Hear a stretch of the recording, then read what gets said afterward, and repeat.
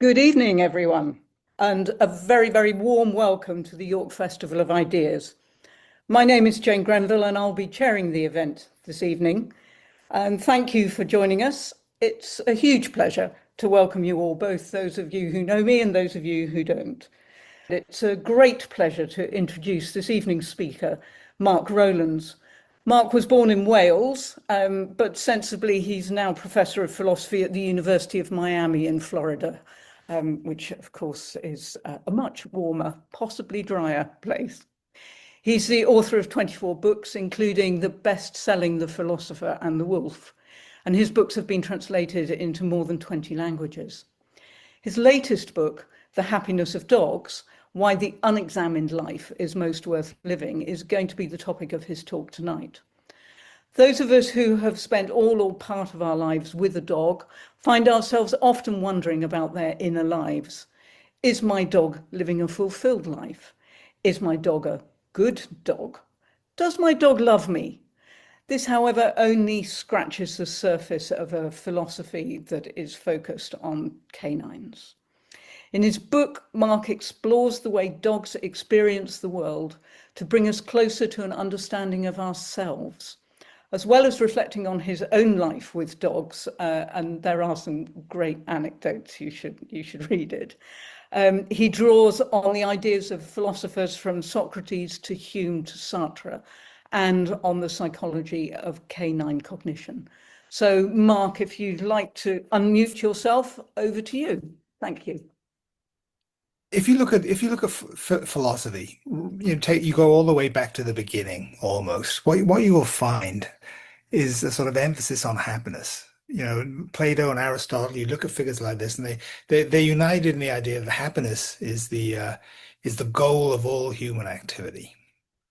So I suppose this book, one way of thinking about this book is that it's written in the realization that the dogs are really better at us than human. Sorry, better at happiness than we humans are.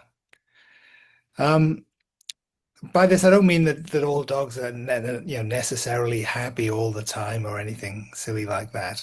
Dogs can have miserable lives too. But I'm convinced that if you give a dog the right ingredients for happiness, um, then he will probably do better with those ingredients than the average human. And I think a sort of a clue to this is found in the notion of what's sometimes called marginal utility or marginal positivity, if you like. So here's an example of marginal positivity, which it used to um, it used to take place in this very room. In fact, the principal protagonist is just making an entrance at the moment. There came a time in sort of every weekday in our lives when I'd say to Shadow, "Do you want to come with?" Um, I haven't said it for a while because my son has grown up and he can drive himself now. But those words indicated that we were about to get in the car, drive across town, pick up my son from school, and then drive home again. It was a pretty uneventful sort of trip. We weren't stopping at a dog park or anything like that. We were just driving across town, picking up my son, driving back. But, the excitement um, exhibited by this dog, every time I said it, the same thing he'd start bouncing up and down. He'd run onto the settee that you see behind me. He'd run up the wall that you see there, run back down again. And he even managed to he even learned how to leash himself with quite a high success rate where he'd toss a slip leash into the air and try and insert his head into it as it came back down. And he's an intelligent dog. He knows nothing much is going to happen.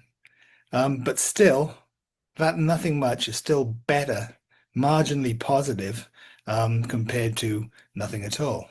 And it's this sort of this ability to take delight in the marginally positive, which I think separates dogs from us. And it can this sort of ability to take delight or solace, at least in the marginally positive, I think is something that dogs are very sort of good at. I mean, here's another example. It's a sadder example, but still. an example nonetheless. One morning, Shadow and I were out for a run. Um, I seem to remember it was we had a chairs strategic planning meeting that day, so I had to tire him out, to make sure he would get through the day without any sort of mishaps. And we were running along a couple of miles away from home, and he suddenly gave out a large shriek and dropped to the ground. His back legs were paralyzed, and it was it was quite quite an event sort of getting him home. I thought, what am I going to do now? My wife is out of the country. My older son who can drive is out of town. My younger son who can't drive anyway is in bed. How am I going to get him home? I won't bore you with the details, but eventually we did. But there was something he did very early on after this mishap that sort of stuck with me. When he fell, he was lying in the sun, and lying in the Miami sun when you're a big dog with a black fur coat on is not a good place to be. So what he did, he used his front legs that were still working to drag himself to the shade.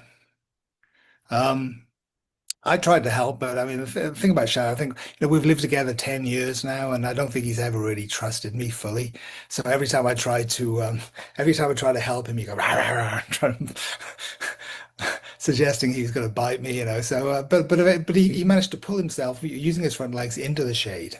Um, and I think, the sort of operative reasoning is interesting. It's, well, okay, something terrible has just happened. What had happened, by the way, was what the vet called a fibrocartilaginous embolism. A bit of cartilage had detached from his spine and found its way into the blood supply somehow, and it blocked off the blood supply to his lower spine. So that's what happened. But he obviously didn't know that, but he knew that something bad had happened. But still, in this moment where he was now out of the sun, he was marginally better off than the moment before when he was in the sun. I think as you get older, actually, life becomes more marginally positive. So it's a good lesson to embody. Um, but the I suppose the impetus for writing the book, the thing which got me thinking about the sort of themes in it occurred one morning on a walk that Shadow and I took every day. Behind the house, there's a canal, and Shadow and I will walk along there most mornings. And on this canal are scores of iguanas. Um, Mexican spiny-tailed iguanas and the green iguanas. They've both found their way into South Florida in recent decades, and they're every morning they're lined up along the canal. Now, the collective noun for iguanas is apparently a mess because in the afternoon they're sprawled everywhere. There's no rhyme or reason to their habits, but in the morning they're not like that at all. They're lined up at fairly regimented intervals for about 10 yards or so, and so. Well, I get out. We get out onto the canal. I let him off the leash, and he tears off in a northerly direction, one of the possible ways, as fast as he can. And as he approaches the iguanas, an iguana will peel off into the canal. Then the next one will peel off into the canal, and so on and so on. And then he gets to the end. He slows down, and then he starts trotting back towards me. And as he gets closer, he gets quicker and quicker, and he's gone past me. And the same things happen. The same thing happens on the southerly leg of the morning's run. Iguanas are peeling off into the canal. They swim across to the other side, where they remain for the rest of the day. And there was a sort of there was a 1930s Hollywood sort of swimming group. Apparently, they did sort of choreographed swimming, and one of their routines was to have people would line up, and then they'd peel off into the canal, one after another. The overall effect being like the opening of an old hand fan, you know. And the iguanas, I think, managed to achieve something similar to this, just a little more, sort of reptilian. Um, the The upshot was, for the rest of the day, they would be safely over the other side of the canal, well and truly exiled, where they would remain until the next morning because apparently iguanas forget things at night, and so back they come, and the whole thing gets is repeated the next day, in in pretty much the same amount of detail. So, um, after who knows how many years, it's an embarrassingly large number of years. It struck me one day. Well, this is a bit like Sisyphus, isn't it? Yeah, Sisyphus was a mortal who offended the gods in various ways. Actually, he liked to offend the gods. And what the punishment the gods lined up for him involved rolling, a large rock up a hill. When he gets to the top, it rolls back down and he has to start all over again. And that's it for Sisyphus, for all eternity. If you replace the rock with iguanas, then I think you pretty much have the same thing. What Shadow does, he exiles them over to the other side of the canal. The very next day they come back, and he does the same sort of thing. He does the same thing all over again.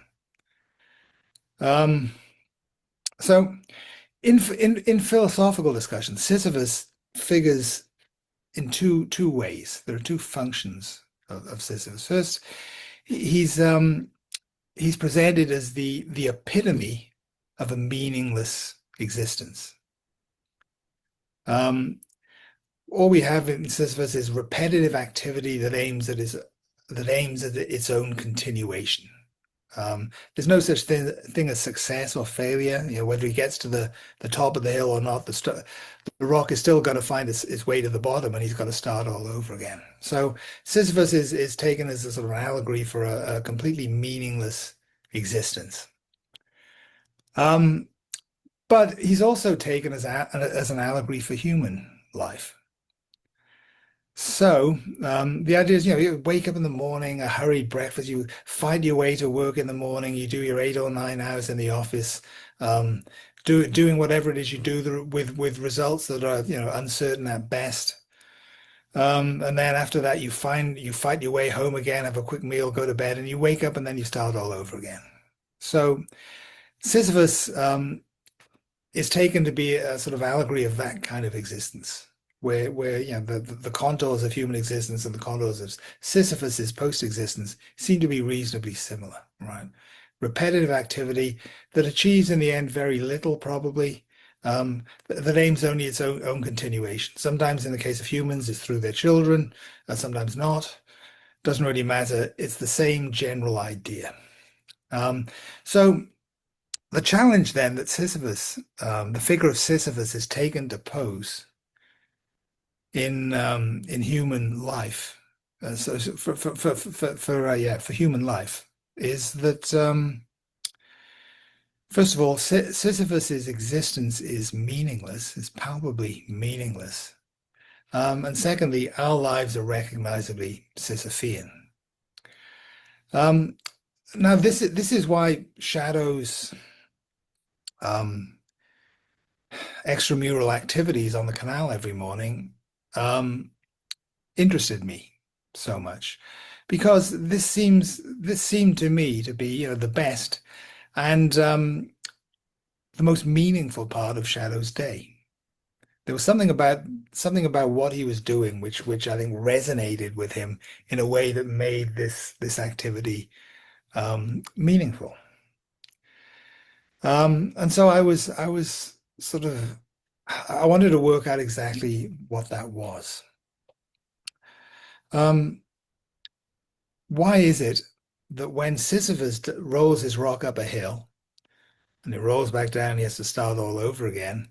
Why is that meaningless? But when Shadow does essentially the same kind of thing with iguanas, it exiles them to the far side of the canal and then repeats it over and over again every day.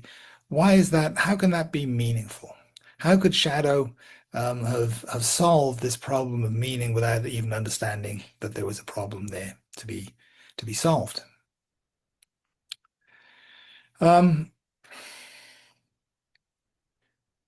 so Shadow's answer, I mean, happiness seems to be a part of it. That's where we get back to happiness.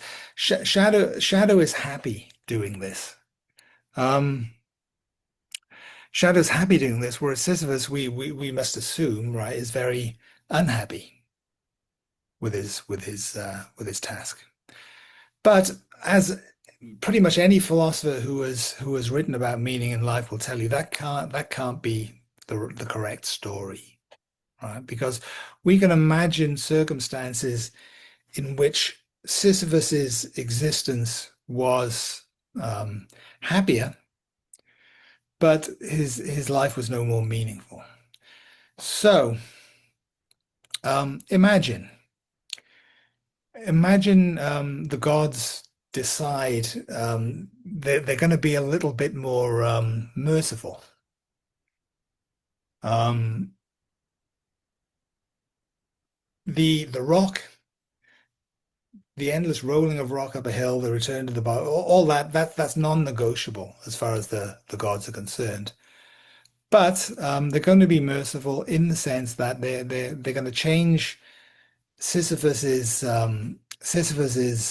psychology, his psychological profile, so that he really enjoys this. Okay. He's rolling a rock up a hill for all eternity. When he gets to the top, it's going to roll back down to the bottom. That's all non-negotiable. But what the difference is, we call this the happy Sisyphus scenario. The difference is Sisyphus now enjoys doing this. Um, the intuition that many people have, and I think it's probably right. Okay, the intuition that many people have is that Sisyphus's life, or his post life, he was already dead technically. Sisyphus's life is now happier, but it's no more meaningful. In fact, if anything, it's less meaningful because Sisyphus is now he no longer understands his situation. Before, when he understood his situation, he understood that the gods, these powerful yet in many ways petty beings, had given him this fate, and there's nothing he can do to fight against it. He can't even die because he's already dead. Um, he knows all that. He understands that. He understands his situation. Um, but in his refusal to be broken by the gods, his contempt for the gods, he possesses a kind of dignity, and that is lost when we change him to happy Sisyphus, the Sisyphus whose mind the gods have been playing with to make him enjoy rolling rocks up hills. Um, so if that's right, if that's right, then meaning in life cannot simply be happiness.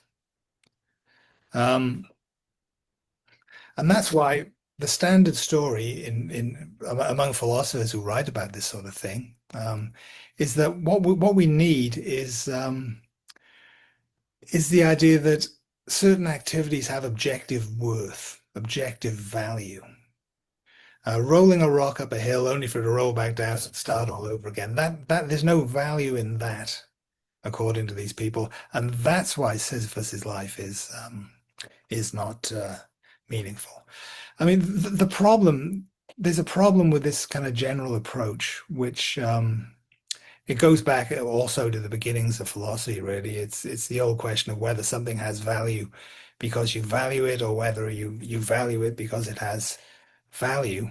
But the upshot is we've had no real success in understanding um, or no real success in making sense of the idea or understanding the idea of inherent or objective value. That's a difficult thing to do. Um, People have attempted it, and some people have accepted it, and others haven't. And that's the general sort of the general position we're sort of in. So Shadow basically presented me with another option, because I don't have to suppose that exiling iguanas to the far side of the canal is objectively valuable, whatever that means. Okay. I think that the source of the meaning in Shadow's existence is is slightly different. And the to see what this is, right? Ask yourself, what's the difference between Shadow's happiness and the happiness of a Sisyphus whose mind has been fiddled with by the gods to make him like rolling rocks up hills? I think the answer is reasonably clear. Sisyphus's happiness is not an authentic happiness in the sense that it doesn't really, it's not really an expression of who he is. The gods have just messed with him in certain ways. Okay, so this delight he's taking in rolling rocks up hills, that's not who Sisyphus really is. That is simply the interference of the gods at work. So whatever happiness he feels is the result of the god's interference, not a result of his nature. So in that sense, his happiness is inauthentic. It's a fairly, it's just a basic non-technical sense of authenticity. There are some things that express who you really are and others which don't, and that's the basic idea. So this was the suggestion then that we understand meaning in life as authentic happiness, where happiness is authentic if it derives from or expresses who or what you fundamentally are. So this raises the question of what shadow fundamentally is, and this pertains to one of those nice little surprises that life throws your way occasionally. When I bought Shadow, I thought, yeah, he's a German Shepherd. I know German Shepherds. I've owned a German Shepherd before. We spent a very happy decade together. I know all about German Shepherds.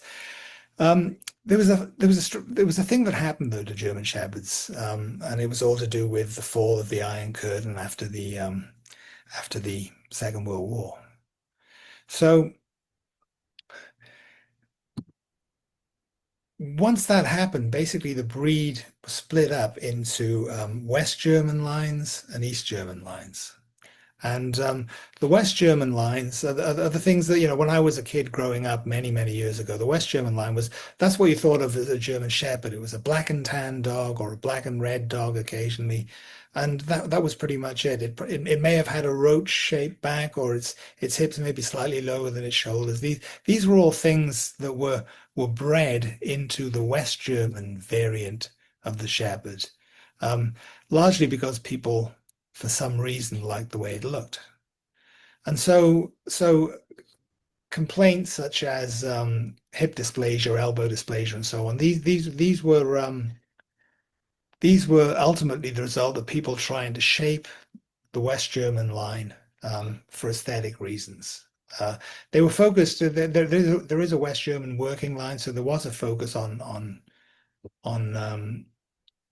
work, but it wasn't a sort of pure focus because there was also these sort of aesthetic considerations that people dragged in. In the East German line, I mean, their life was in many ways a lot more brutal. They were the East Germans were focused purely on function. What's the function of this dog? How do we best facilitate this function? And so they didn't mess around these Germans. I mean, if there were any suggestion that a dog might be prone to hip dysplasia, they would shoot it.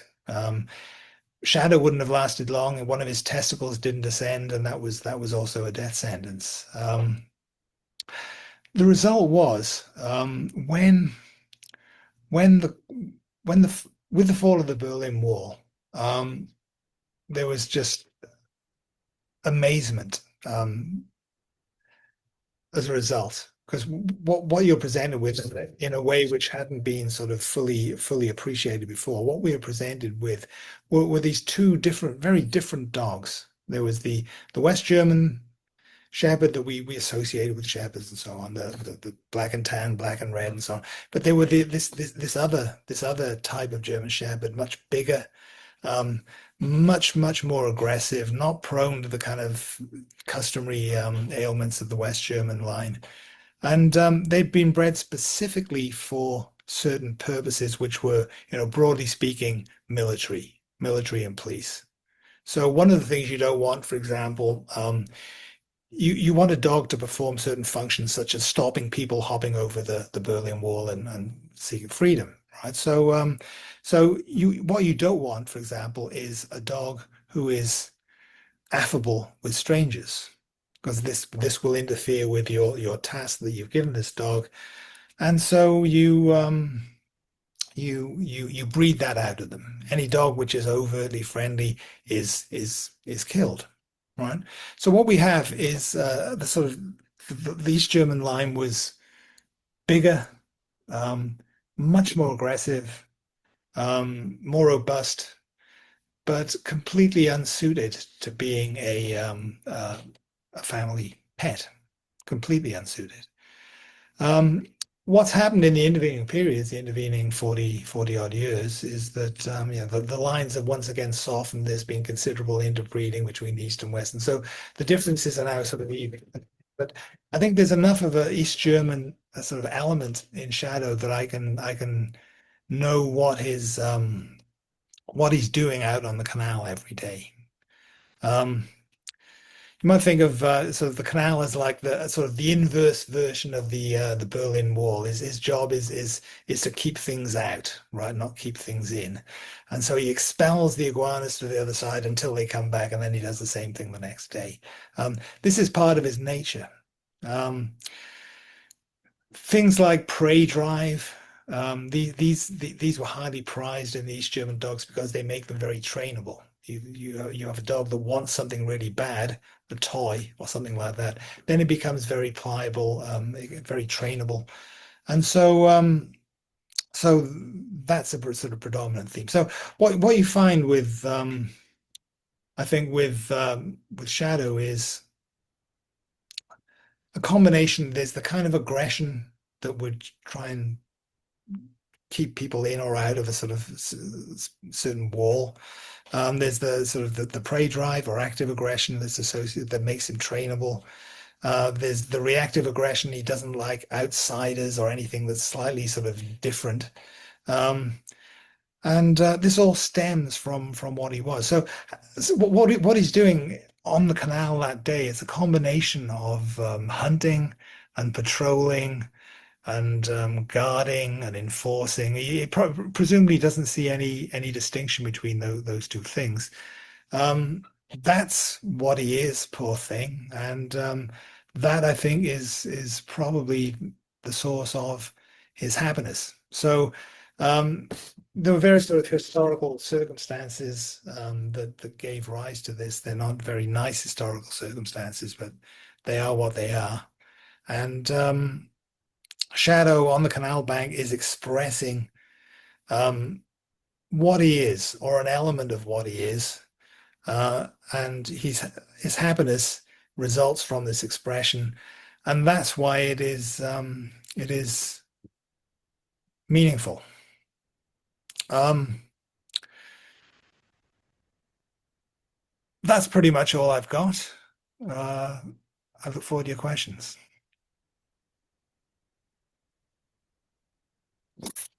Thank you very much, Mark. That really interesting thought about what is the essence of dogs' happiness, and are we really thinking about it in terms of, I suppose, what you've been saying about the East German regime? That's a very interesting take. There's an inherent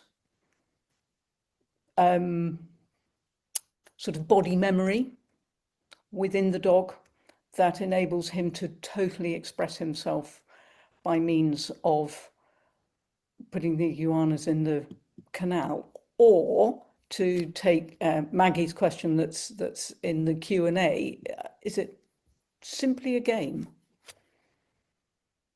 Let me just find the chat. Just make sure I've got it right. Okay, well, it's in the Q&A. Maggie says Shadow's enjoyment of chasing the iguanas is a game. And I suppose I'm thinking, well, I'm not quite sure that's what you've suggested. I think you've suggested that it's much more a kind of muscle memory of the things that the dog has been bred for. Right. I think both are compatible actually, and I like the idea that it's a game because games have certain features which make them the kind of things that you'd want in an answer to the meaning of life. Right? So the most notable thing about games is that they have a true game, because games can become corrupted, but a true game, it has no external reward. You do it for its own sake. So a game in this sense is opposed to work, where work would be defined as something you do for an external reward, such as pay, a salary, right?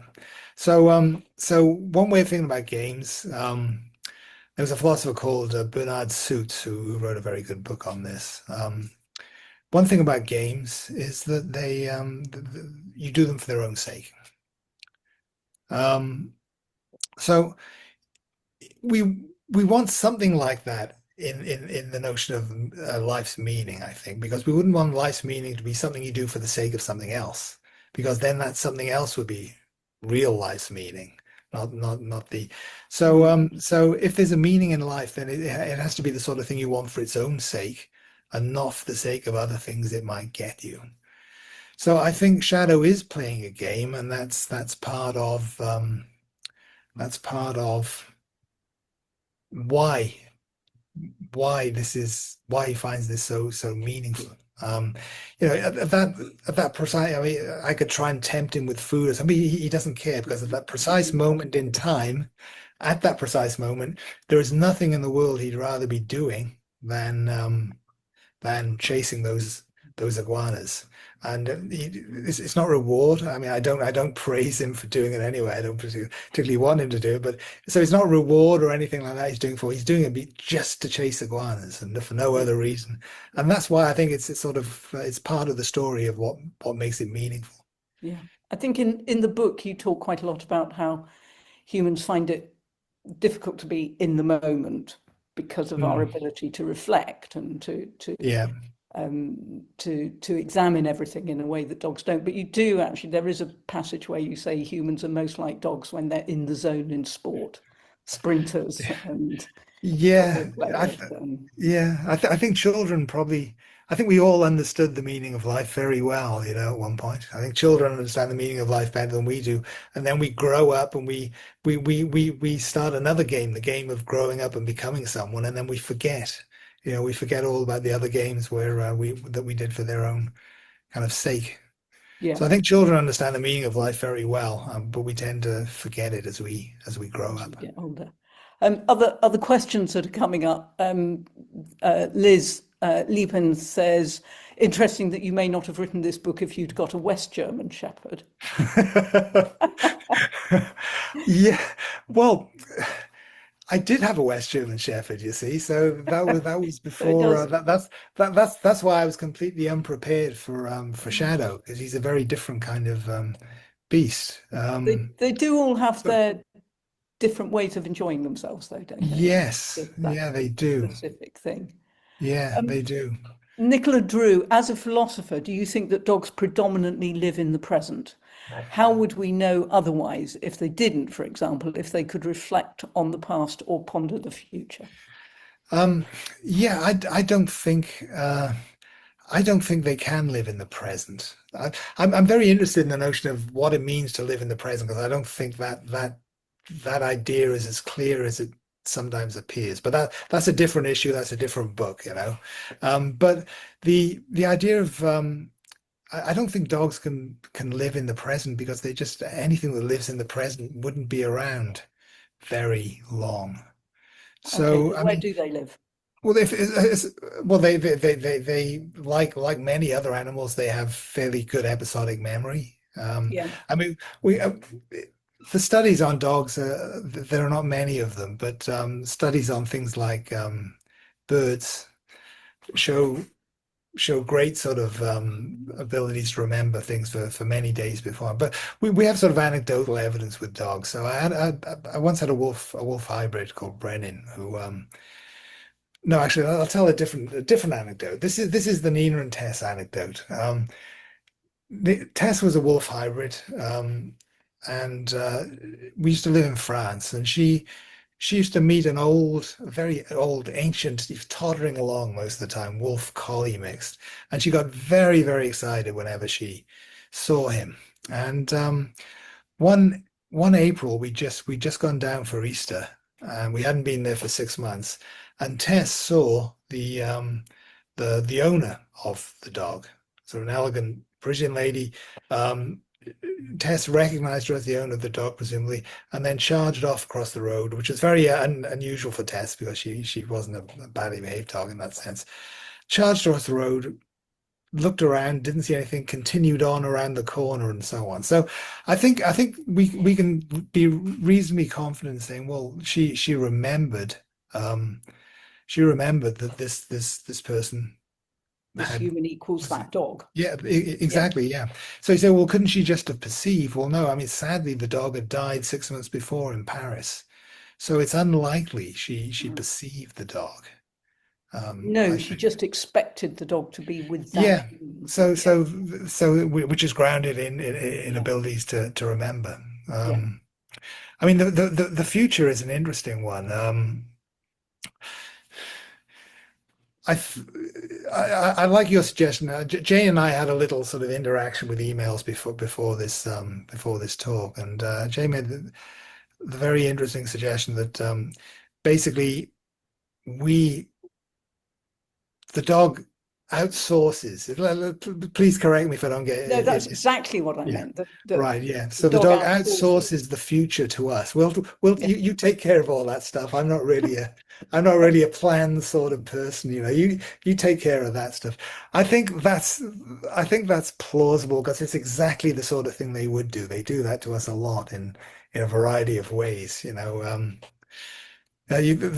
So you can think of us as the kind of like a dog's Google Calendar, you know. He doesn't have to bother with that sort of stuff because we idiots that we are will get up and look at the calendar in the morning. Oh, this is what I've got to do today, kind of thing, you know.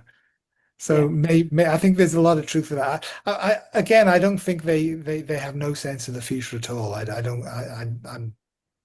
Um, I just I'm not sure how substantial a sense of the future there is, how far it extends in time.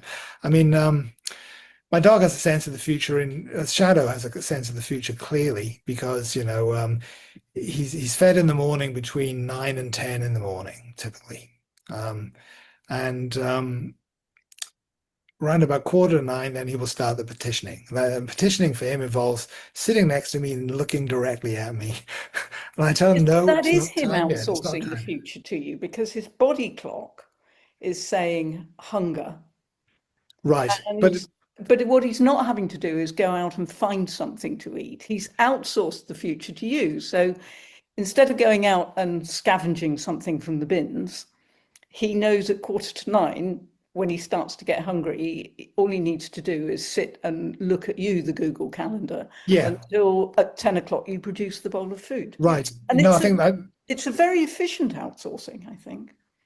yeah, it's like I mean, in one of my other hats, I write about what's called 4E cognition, or the extended mind kind of stuff. So the basic idea behind the extended mind is that the mind is not something shut away inside the head. It's not the same thing as the brain, but in No. part consists in things we do to and with things in the environment around us.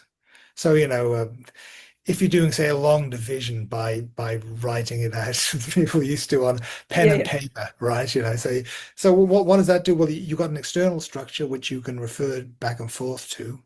You then create a new pattern by saying, oh, 67 divided by 3, blah, blah, blah. And you write down something else, which is a new pattern, which there. And so doing long division in your head is very, very difficult. But if you sort of distribute the task upon the environment, then it becomes a lot easier in the sense that what you have to do with your brain, the naked brain, is not as difficult as it would have been if you didn't have a pen and paper.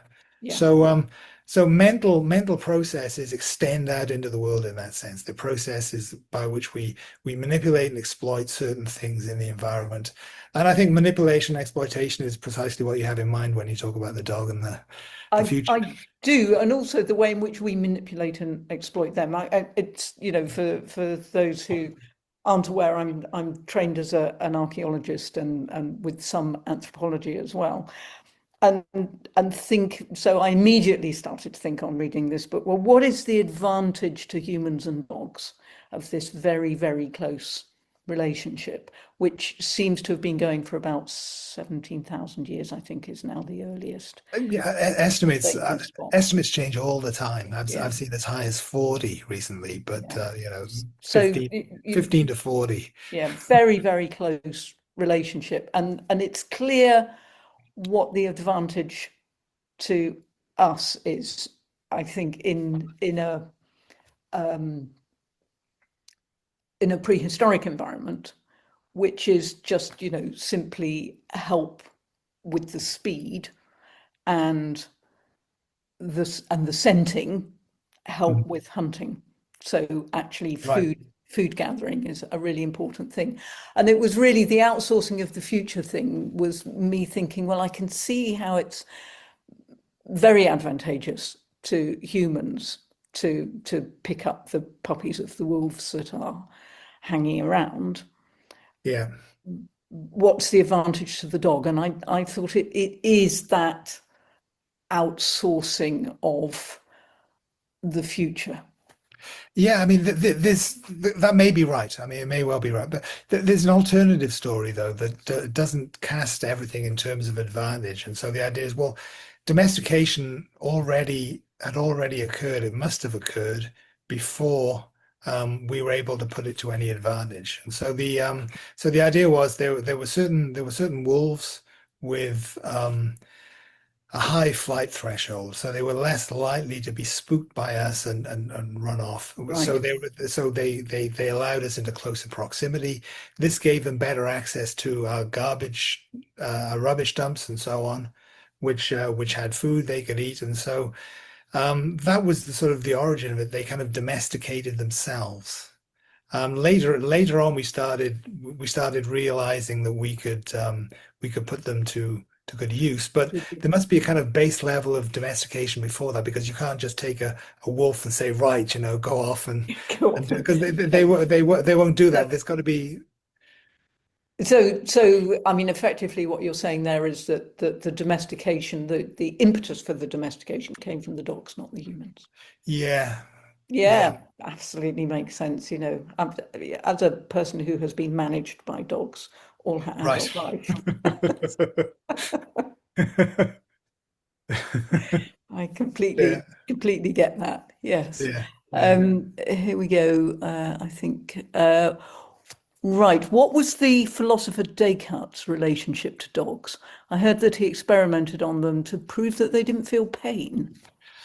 Yeah, Descartes was a horrible person. Everything. It's interesting, sort of philosophically, everything I've done has been basically in opposition to Descartes. So not just in the case of animals, because he thought animals can't feel pain. According to some reports, he actually conducted vivisection on live conscious dogs. Um, those reports are contested. Some people say, no, this is a misunderstanding of what the reports actually were because there's not a lot of extant reports around at the time Mhm. anymore. So it's not clear whether he actually did it or whether he advocated for it. He certainly advocated for it, whether or not he did it. So horrible person. All my philosophy has been in opposition to Descartes. So the extended mind stuff. I mean, Descartes was the originator of this idea that the mind is something shut away inside your head. He Yes. thought it's in there. It's somewhere in the vicinity of the pineal gland, for some reason. And so yeah, my sort of work on the mind is basically a refutation of that. Well, no, the mind is not in here. It's out there in the world as much as it is in here. Um, so I think Descartes was wrong about everything, and it's kind of he's regarded as the father of modern philosophy, which I think is compatible with being wrong about everything. Yes. As opposed to Sartre, who is impossible to understand, but possibly right. Well, you say that. Right, so I teach this course. Well, I teach this course at undergraduate level, right? And I just it's supposed to be a course in existentialism, but all I do is being and nothingness, Sartre's major Mhm. work, right? And by the end of the course, by the end of the semester, the students not only think they understand him, but they start thinking like him. They say, "Oh, this is obvious. Of course, this is what he means." And by then, they should be cut off and never allowed to read Sartre again because it's gone too far, obviously. But um, what I what I get from Sartre in this book, at least, right, is the idea that he has this great idea, I think. Well, he has many great ideas. He couldn't defend them. He wasn't very good at arguments, but he had great intuitions, I think. And one of the things he says about belief is that once you become aware of a belief, um, it's no longer simply a belief. Now it's a troubled belief. Mhm. So the idea is to think about this as it applies to sort of life. Suppose you're a creature that can't think about themselves very much at all. Right? So you just live. You get Yeah. on with things. You see iguanas, you chase them. They Yeah. come back the next day, you chase them Do it again. So, again. yeah. So you can't think about yourself. Why am I doing this or anything like that? Because you don't have the so-called higher order thought required to do that. Um, when you're like that, your life is, I think, untroubled in a way that it's not no longer untroubled once you develop abilities to think about yourself. So now you could ask yourself, "Whoa, this is my life. What am I doing? I'm doing this, but should I be doing this? Should I be doing something else? I believe this, but should I believe that? Should I believe something else? Is there enough evidence for my belief?" And so on. And so a creature that can do that, whether it's us or someone else, a creature that can do that is I think automatically a troubled creature.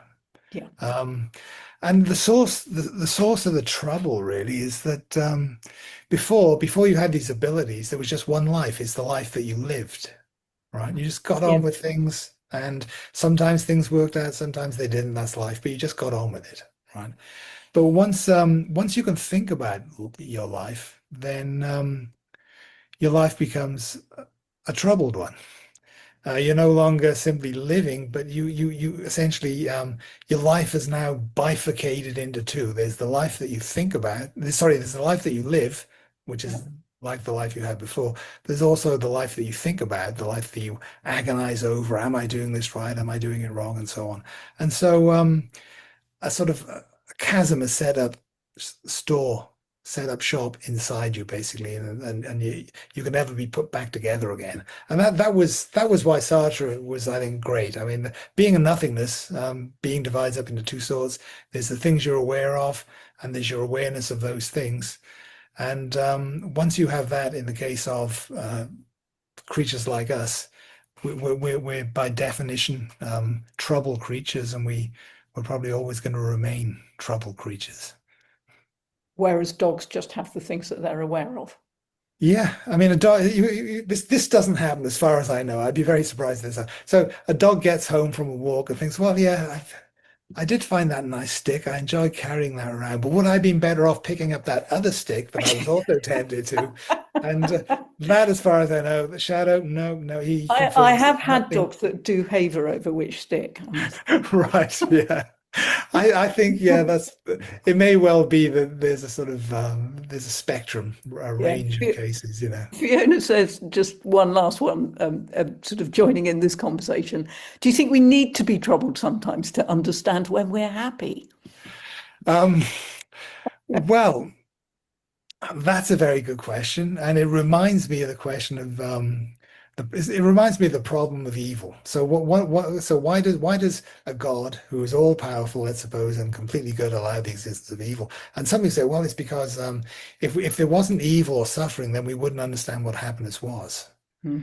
And I think the problem with that is that, okay, why has there got to be so much evil? Why couldn't you make just a little bit, make Yeah. everybody aware of it, and then that condition would be sort of satisfied. So I'd be tempted to say the same thing here, right?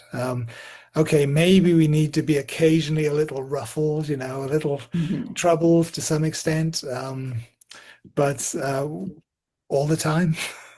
Yes. Well, that's great. I think, we probably need to be thinking about wrapping up. Right. I do encourage everybody to get hold of a copy of the book. This is a bit fuzzy, isn't it? But there we are. Which it's not the easiest of reads, particularly the chapter on Sartre. But really interesting. It makes you think about your own life, but also about the lives of your dogs, and whether they're happy or not. I think they are totally engaged, I think is the answer. Right. Completely Yeah. engaged in whatever it is that they're doing. They're there. Yeah. So I do think that they live in the present, that Right. they're, Okay. Yeah, but I think we'll just have to disagree on that yeah. then. Anyway, thank you ever so much. That, has been very thought-provoking, and thank you for answering the questions from the audience members. To the audience, thank you very much indeed for attending the event today.